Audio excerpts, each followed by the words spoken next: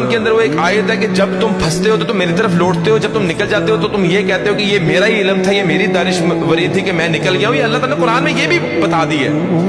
تو وہ دعائیں بھی ایسی دل سے نکلتی تھیں کہ وہ آج بھی مجھے اپنے الفاظوں پہ بھی جو ہے حیرانگی ہوتی ہے. میں تو اللہ کے ہاتھ پھیلاتا تھا، اللہ تعالیٰ تو یوسف علیہ السلام کو کنویں سے نکال کے بادشاہ بنانے پہ قادر ہے. یا اللہ تو یونس علیہ السلام کو مچھلی کے پیٹ سے باہر نکالنے پہ قادر ہے.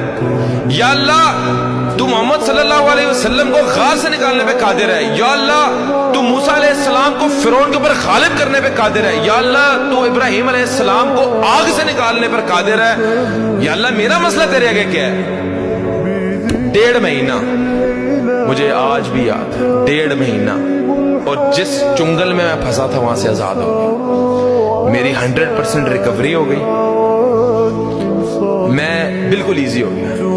تب میرا یقین پختہ ہو گیا کہ